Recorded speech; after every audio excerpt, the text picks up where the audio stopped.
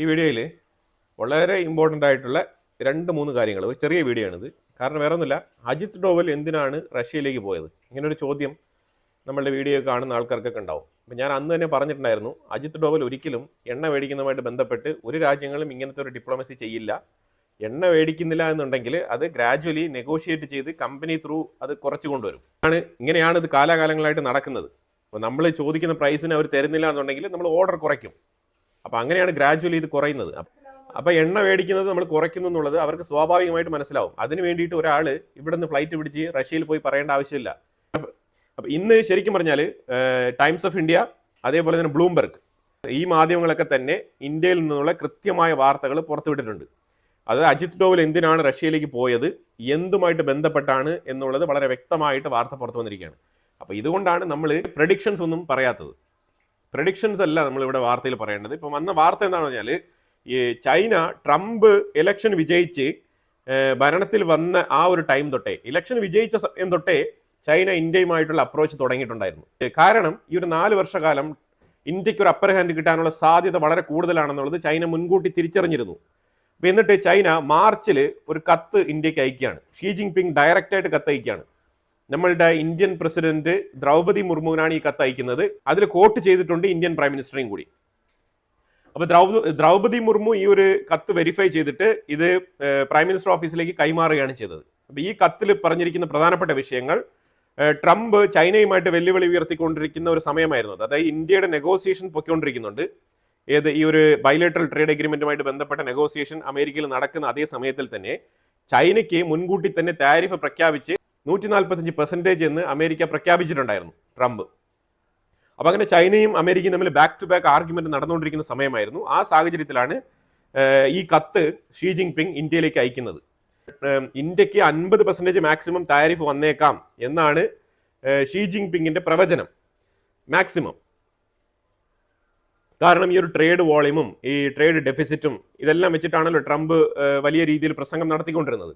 അപ്പോൾ ആ സാഹചര്യത്തിൽ അത് മുൻകൂട്ടി കണക്കാക്കിയിട്ട് ചൈന ഉദ്ദേശിച്ചതാണ് ട്രേഡ് ഡെഫിസിറ്റും ഇത് ഇംബാലൻസ് ഒക്കെ വെച്ച് നോക്കുമ്പോഴത്തേക്കും ഒരു 50% ഇന്ത്യക്ക് താരിഫ് വരാനുള്ള സാധ്യതയുണ്ട്. പക്ഷേ ചൈനയുടെ താരിഫ് 145 അപ്പോൾ തീർച്ചയായിട്ടും ഇന്ത്യയെക്കാളും കൂടുതൽ താരിഫ് ചൈനയ്ക്ക് വരും. അതിപ്പോൾ നിലവിൽ 145. അപ്പോൾ ആ സാഹചര്യത്തിൽ ഷീ ജിൻപിങ് ഒരു 3 പോയിന്റുകളാണ് മെൻഷൻ ചെയ്തത്. അതായത് ഇന്ത്യയും വാഷിങ്ടനുമായിട്ടുള്ള ഈ ഒരു ബന്ധം ശക്തിപ്പെട്ടാൽ ചൈനയ്ക്ക് എക്കണോമിക്കലി ഭയങ്കരമായിട്ടുള്ള വീക്കാവും. അപ്പോൾ അത് എന്താണ്, ചൈനയ്ക്ക് വീക്കായി കഴിഞ്ഞാൽ എന്താണ് പ്രശ്നം? ചൈനയ്ക്ക് വീക്കായി കഴിഞ്ഞാൽ ചൈനയുടെ എക്കണോമിക് ഡെവലപ്മെന്റിനെ അത് ദോഷകരമായ നിലയിൽ ബാധിക്കും. അതുപോലെ ഇന്ത്യയും അമേരിക്കയും തമ്മിലുള്ള കൂട്ടുകെട്ട് ഈ ഭീമമായ ഒരു താരിഫ് മുന്നോട്ട് കൊണ്ടുപോയാൽ, ഇപ്പം ഇന്ത്യ പ്രഷർ ചെയ്ത് ചൈനയുടെ ഒരു താരിഫ് ഇങ്ങനെ തന്നെ നിലനിർത്തി കൊണ്ടുപോകുന്നു വെച്ചോ, അതായത് ഇന്ത്യയും അമേരിക്കയും തമ്മിൽ നല്ല രീതിയിലുള്ള കൂട്ടുകെട്ട്, നമ്മളെല്ലാം ഓക്കെ പറഞ്ഞു, ട്രംപാണ് എല്ലാം ശരി, ട്രംപ് തന്നെയാണ് യുദ്ധമൊക്കെ നിർത്തിയത്, ട്രംപിന് നോബൽ പ്രൈസ് കൊടുക്കണം എന്നൊക്കെ പറഞ്ഞിട്ട് അമേരിക്കയുടെ വഴിയിൽ തന്നെ പലരും, ഇന്ത്യയിലെ ചില പ്രത്യേക മാധ്യമങ്ങളൊക്കെ പറയുന്ന പോലെ നമ്മൾ അമേരിക്കയുടെ പുറകിൽ തന്നെ ഇങ്ങനെ വാലാട്ടിക്കൊണ്ട് പോകുന്നു വെച്ചോ. അപ്പം ആ സാഹചര്യത്തിൽ ചൈനയ്ക്ക് അവിടെ ഒരു ഇമ്പാക്റ്റ് ഉണ്ടാവും.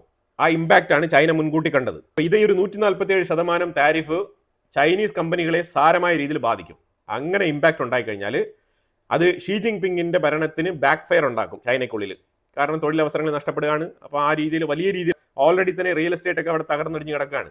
അപ്പോൾ ആ സാഹചര്യത്തിൽ ചൈനയ്ക്കുള്ളിൽ ഈ ഒരു മാനുഫാക്ചറിങ്ങും ഈ പ്രൊഡക്ഷൻസ് എല്ലാം തന്നെ ലോ ആയി കഴിഞ്ഞാൽ അത് ഷീ ജിൻപിങ്ങിന് ബാക്ക് ഫയർ ആവും. കാരണം ചൈനയിൽ ഒരുപാട് തൊഴിലാളികൾ അവിടെ വർക്ക് ചെയ്യുന്നത് ഈ മാനുഫാക്ചറിങ് യൂണിറ്റുകളിലാണ്. അപ്പോൾ അതാണ് ഏറ്റവും കൂടുതൽ ചൈനീസ് പ്രസിഡന്റ് ഷീ ജിൻപിങ് മുൻകൂട്ടി കണ്ടുകൊണ്ട് ഇന്ത്യൻ പ്രസിഡന്റിന് ഈ ഒരു കത്ത് അയച്ചത്. അപ്പോൾ ഈ കത്ത് മാർച്ചിൽ റിസീവ് ചെയ്യും. പിന്നെ ഏപ്രിലിൽ ഈ കത്ത് മാർച്ചിൽ ഇന്ത്യ റിസീവ് ചെയ്യും. എന്നിട്ട് അതിനോട് ഒരു രീതിയിലുള്ള പ്രതികരണങ്ങളും കൊടുത്തിട്ടില്ല. നെഗറ്റീവ് ഓർ പോസിറ്റീവ് ഒന്നും കൊടുത്തിട്ടില്ല. No reply. അപ്പോൾ ആ സാഹചര്യത്തിലാണ് ഏപ്രിലിൽ പഹൽഗാം അറ്റാക്ക് ഉണ്ടാകുന്നത്. ഇന്ത്യയും പാകിസ്ഥാനും തമ്മിൽ ഒരു ഓപ്പറേഷൻ സിന്ദൂർ ഉണ്ടാകുന്നത്. അതിൽ ക്ലിയർ കട്ട് ഡോമിനേഷൻ ഇന്ത്യക്ക് കിട്ടുന്നത്. ഈ ഡോമിനേഷൻ ചൈന വിലയിരുത്തുന്നുണ്ട്. കാരണം ഇന്ത്യ അസാമാന്യമായ രീതിയിലുള്ള ഡിഫൻസ് മേഖലയിലുള്ള ഡെവലപ്മെന്റ് കൈവരിച്ചിട്ടുണ്ട് എന്നുള്ളത് ചൈനയ്ക്ക് ബോധ്യപ്പെടുന്നു. ചൈന മെയ് മാസം ഈ കത്തിന്റെ മറുപടിക്ക് വേണ്ടിയിട്ട് വീണ്ടും ദ്രൗപദി മുർമുവിന്റെ ഓഫീസുമായിട്ട് ബന്ധപ്പെടുന്നുണ്ട് മെയ് മാസം. എന്നിട്ടും ഇന്ത്യ ഒരു രീതിയിലുള്ള മറുപടിയും കൊടുത്തില്ല. പക്ഷേ ഇന്ത്യ ചർച്ചയ്ക്ക് തുടക്കമിട്ടു. ചൈന ഉദ്ദേശിക്കുന്നത് ഇന്ത്യ ചൈന റിലേഷൻഷിപ്പ് മാത്രമാണ്.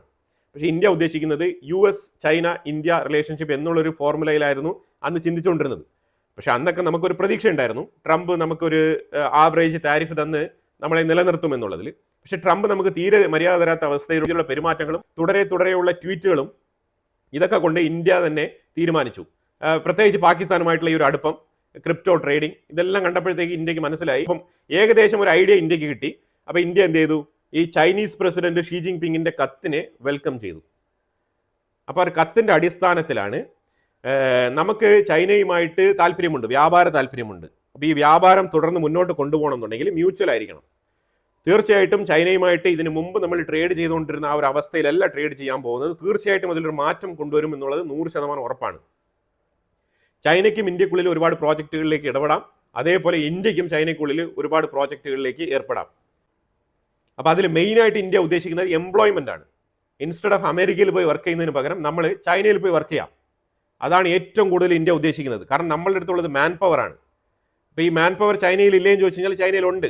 പക്ഷേ അവർക്ക് അന്ന് ഉണ്ടായിരുന്ന അത്രത്തോളം, മീൻസ് ഇന്ത്യ ഈക്വലൈസ് ചെയ്യുന്ന രീതിയിലുള്ള യങ് പോപ്പുലേഷൻ്റെ ആ ഒരു ഡെൻസിറ്റി അവിടെ ഇച്ചിരി കുറവാണ്. അപ്പോൾ ആ രീതിയിലുള്ള ചില ധാരണകളൊക്കെ വന്നിട്ടുണ്ട്. അതെല്ലാം തന്നെ ഈ ഒരു SCO സബ്മിറ്റ് തീരുന്നതോടുകൂടി സൈഡ് ലൈൻ ടോക്കിൽ കാര്യങ്ങളൊക്കെ വിശദമായിട്ട് പുറത്തറിയാൻ സാധിക്കുന്നതായിരിക്കും. പക്ഷേ ഇപ്പോൾ അജിത് ഡോവൽ പോയത് എന്തിനാണെന്ന് പറഞ്ഞാൽ ഈ കത്തിൻ്റെ അടിസ്ഥാനത്തിൽ എന്ത് ഉപാധികൾ വെക്കാനാണ്. ഇന്ത്യ ചൈനയുമായിട്ട് റിലേഷൻഷിപ്പ് മെച്ചപ്പെടുത്താൻ തയ്യാറാണ്, പക്ഷേ അതിന് ചില ഉപാധികളുണ്ട്. ആ ഉപാധികളാണ് ബോർഡർ. ആ ബോർഡറിൻ്റെ മാപ്പ്, ബോർഡറിൻ്റെ ഏരിയ, ഏതൊക്കെ പോയിന്റുകൾ, ഇവിടെയൊക്കെ നിന്ന് എന്തൊക്കെ തീരുമാനങ്ങൾ നമ്മൾ എടുക്കും. ഇനി ബോർഡറുമായിട്ട് ബന്ധപ്പെട്ട ഒരു ഇഷ്യൂ ഉണ്ടാവരുത്. അതായത് ബോർഡറുമായിട്ട് ഒരു ഇഷ്യൂ ഉണ്ടായിക്കഴിഞ്ഞാൽ നമ്മൾ എന്തെല്ലാം കാര്യങ്ങൾ ഇപ്പോൾ ഇവിടം തൊട്ട് മുന്നോട്ട് നമ്മൾ കൊണ്ടുപോകുന്നുണ്ടോ ഒരുമിച്ച് ഇന്ത്യയും ചൈനയും, അതെല്ലാം തന്നെ ഇന്ത്യ വിഡ്രോ ചെയ്യും. ഈ ഒരു കണ്ടീഷൻ ഓക്കെ ആണെന്നുണ്ടെങ്കിൽ ചൈനയുമായിട്ട് നമുക്ക് റിലേഷൻഷിപ്പ് മുന്നോട്ട് കൊണ്ടുപോകാം എന്നുള്ളൊരു ധാരണയുടെ അടിസ്ഥാനത്തിലാണ് ഇപ്പോൾ കാര്യങ്ങൾ മുന്നോട്ട് നീങ്ങുന്നത്. അതായത് ഇപ്പോൾ ഗ്ലോബൽ പിക്ചർ എങ്ങനെയാണ്? അതായത് അമേരിക്ക ഇന്ത്യയെ ബീട്രേ ചെയ്തു, അതുകൊണ്ട് ഇന്ത്യ ചൈനയോട് അടുക്കുന്നു. ഇതാണ് ഗ്ലോബൽ പിക്ചർ. പക്ഷേ ഇതിങ്ങനെയല്ല. ഇനി വെസ്റ്റേൺ മീഡിയ ഇതേപോലെ ആയിരിക്കും നറേറ്റ് ചെയ്യാൻ പോകുന്നത്. പക്ഷേ ശരിക്കും പറഞ്ഞാൽ ബ്ലൂംബർഗ് ഇന്ന് പൊട്ടിച്ചിരിക്കുന്ന ഒരു വാർത്ത എന്ന് പറഞ്ഞാൽ ഈ ഷീ ജിങ് പിങ്ങിന്റെ അപ്പ് ഫ്രണ്ടിൽ വന്ന കത്ത്. ഇപ്പോൾ ഈ കത്ത് ശരിക്കും ഇന്ത്യയുടെ അപ്രോച്ചിന് ഒരു ഡോമിനേഷൻ കൊടുക്കുകയാണ്. ഈ ഡോമിനേഷൻ എന്ന് വെച്ചാൽ ഇന്ത്യ ആർക്കും തന്നെ, ഏത് രാജ്യത്തിനും തന്നെ വിധേയപ്പെട്ടു പോകുന്ന ഒരു രാജ്യമല്ല എന്നുള്ളതിന്റെ ഒരു തെളിവാണ് ഇപ്പോൾ ഈ ഒരു കത്ത് പുറത്തു വന്നതോടുകൂടി മനസ്സിലാക്കാൻ പറ്റിയിരിക്കുന്നത്.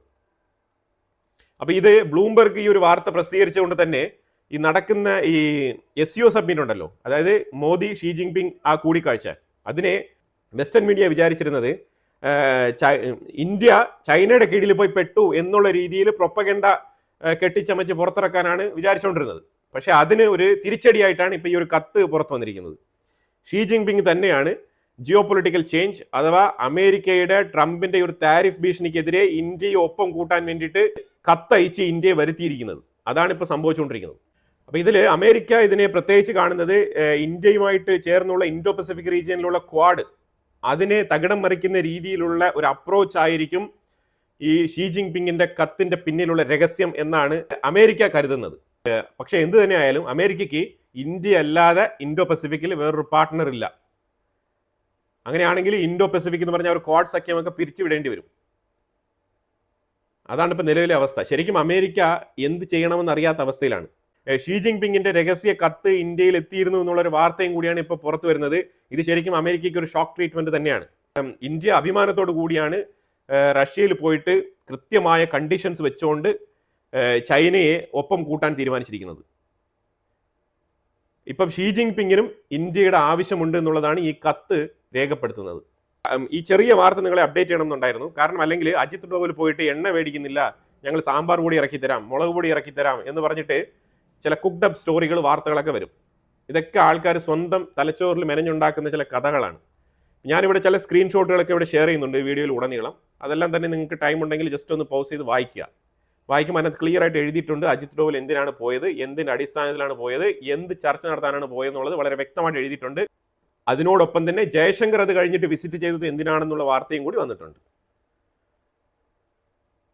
അപ്പോൾ എന്തായാലും ഇതിനെക്കുറിച്ചുള്ള അഭിപ്രായങ്ങൾ കമന്റ് ബോക്സിൽ രേഖപ്പെടുത്തുക. കൂടുതൽ വാർത്തകളുമായിട്ട് അടുത്ത വീഡിയോയിൽ വരാം. Thank you so much.